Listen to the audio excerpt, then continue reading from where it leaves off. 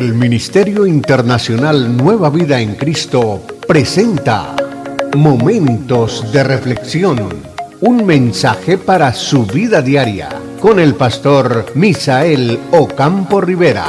Bienvenidos. Hola amigos, cordialísimo saludo, bienvenidos a la reflexión en el día de hoy. Estamos ambientándonos un poco nosotros con la epístola a los romanos para saber en qué tiempo le escribió Pablo, desde dónde estaba cuando le escribió, cuál era el interés de escribirle a los romanos una carta que todavía tiene vigencia para la iglesia cristiana en el mundo, en todos los lugares del mundo. Esta epístola a los romanos trae una enseñanza poderosa para nosotros. Muy bien, los estudiosos han sugerido varias teorías sobre el propósito principal de esta carta. El punto de vista que seguiremos aquí es que Pablo la escribió primero para informar a los creyentes romanos de su futuro viaje a Roma y, aún más importante, su deseo de llegar hasta España. Segundo lugar, para pedirle su apoyo para esta nueva iniciativa. Y tercero, para convencerlos de que era absolutamente necesario que España oyera el Evangelio, pues todo el mundo tenía que oírlo. ¿Por qué España? Porque se trataba de un territorio que todavía no había sido tocado por el Evangelio y porque el llamado de Pablo incluía servir de pionero. Si el oyente o el lector de Romanos no siente hoy la misma urgencia, tal vez se deba a que todavía no ha entendido el Evangelio, pues esto implica que nuestros parientes, vecinos, conciudadanos y quienes habitan hasta lo último de la tierra necesitan escucharlo y aceptarlo a fin de recibir el perdón de Dios por medio de Jesucristo. Pablo va a demostrar que este evangelio es poder de Dios para salvación de todos los que creen, de los judíos primeramente, pero también de los gentiles o de los griegos. Eso dice el capítulo 1, el verso 16. Por esta misma razón, todo creyente está llamado a participar en la evangelización. Entonces, la carta a la iglesia en Roma tiene un propósito misionero y fue diseñada para reclutar a los creyentes romanos y, por extensión, a nosotros, en la obra de difusión del evangelio. Pablo buscaba de la iglesia en Roma ayuda espiritual y económica. Tenemos otros ejemplos similares que se dejan ver en Filipenses en el capítulo 4, versos 15 y 16, y en Primera de Tesalonicenses y en Segunda de Tesalonicenses, capítulo 3, 1 y 2. Entonces, esto nos está metiendo a nosotros, nos está ambientando para comprender esta epístola. Recuerde que no es un libro de historia, no son relatos históricos. Va a entrar con unas enseñanzas nuevas, contundentes y profundas que tiene que conmover la fibra de la iglesia para que la iglesia ahora en el conocimiento bíblico y teológico y doctrinal se afine con esas enseñanzas de Pablo. Vamos a mirar una estructura literaria y temas principales que tiene este libro. La carta a los romanos es la más extensa de la pluma de Pablo y la más sistemática en su estructura. En cuanto al contenido, trata detalladamente varias facetas de la doctrina de la salvación, pero dice muy poco sobre los temas como la doctrina de los últimos días. Inicia su argumento afirmando que todo el mundo está perdido y luego expone la solución de Dios, que es la obra de Cristo y el poder de la nueva vida en el Espíritu. Incluye una larga selección para contestar preguntas tales como ¿por qué los judíos no creen en su propio Mesías y eventualmente Israel se volverá a Dios? Por último, se ocupa de algunos detalles relativos a cómo vivir la vida cristiana en un mundo que plantea diferentes problemas éticos. Por eso es que cobra vigencia en el tiempo de hoy. Por eso es que esta carta a los romanos es como el corazón de estas epístolas. Porque de ahí en adelante se van a desprender muchas otras que se van a enviar a las diferentes iglesias. Pero no se puede descartar. Nosotros como pastores, nosotros como líderes, nosotros como misioneros y como discipuladores, no podemos descartar el fundamento que se da a través de la carta a los romanos, de la epístola a los romanos. Porque va a traer una enseñanza extraordinaria, va a mostrar la realidad de la condición del hombre. Es tan amplio el bagaje de esta epístola que nos muestra a nosotros problemas de la cotidianidad, que nos muestra a nosotros la condición de las personas cuando pierden su identidad original como obra maestra de la mano de Dios.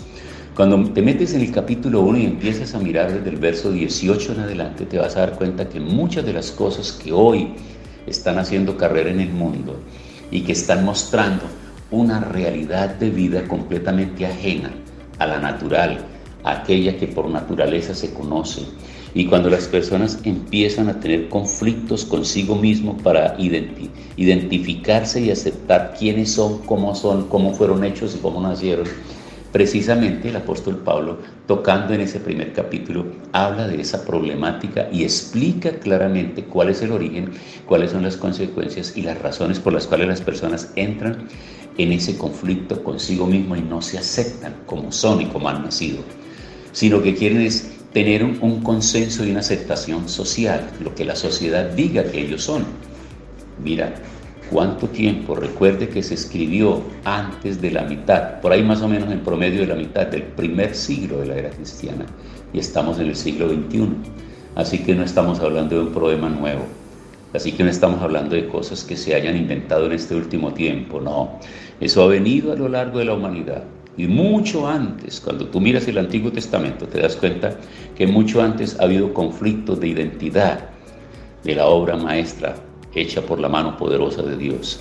Pero a través de la palabra, los hombres de Dios han mostrado el plan y la voluntad de Dios para que se tenga una doctrina clara a la luz de la Escritura y se pueda tener claridad sobre este tema, porque es muy importante que nosotros tengamos en cuenta entonces esto.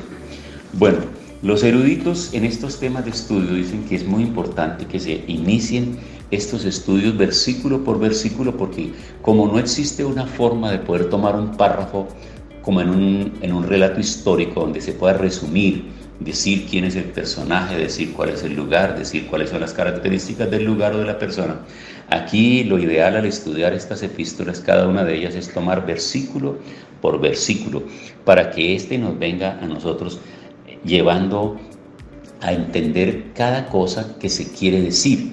Entonces, después de haber tomado estas reflexiones estos días para explicarles de fondo la razón, el tiempo, dónde lo escribió, quién lo ayudó a escribir, quién lo llevó, quién lo leyó en los diferentes lugares, quiero darme a la tarea entonces de iniciar y explicar versículo por versículo, porque esto nos va a permitir, no hay afán amigos, esto nos va a permitir entender la razón por la cual esta palabra fue escrita, no solo para los romanos de su momento, sino para los romanos del mundo entero.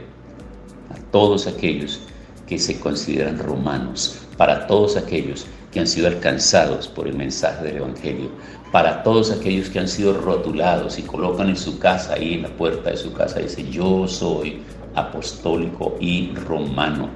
Para ustedes, para aquellos que se consideran cristianos, para todos nosotros los que estamos en estos diferentes grupos, en las diferentes plataformas y a través de las cuales está llegando esta reflexión. Lo extenso de la introducción es prueba de que Pablo daba gran importancia a esta carta. Observes el espíritu de dedicación que está difundido en estas frases iniciales.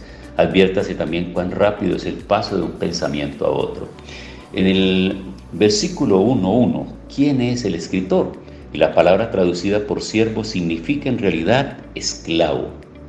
Para Pablo quería decir que él pertenecía a Jesucristo, era propiedad de Cristo y como tal tenía una misión divina que cumplir.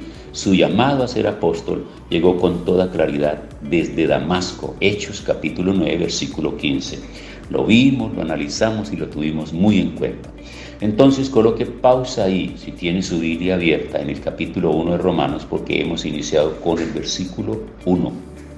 En la próxima reflexión continuaremos. Señor, muchas gracias por esta palabra y sé que nos ayudará a entender muchas cosas. Yo ruego que el Espíritu Santo haga que esta palabra, que en mi incapacidad humana, en la incapacidad de la fluidez de mis palabras, yo no pueda colocarlo de tal manera que lo puedan entender, que el Espíritu Santo haga por ese milagro que esa mente y ese corazón entienda estas enseñanzas. Gracias en el nombre de Jesús. Amén. Hemos disfrutado de un gran momento de reflexión con el pastor Misael Ocampo Rivera. Un mensaje lleno de amor, esperanza y felicidad para tu vida. Los invitamos a compartir este mensaje con sus amistades y en sus redes sociales. Búsquenos en YouTube y Facebook como Ministerio Internacional Nueva Vida en Cristo y en Instagram como @MinInternacional Nueva Vida. Momentos de reflexión.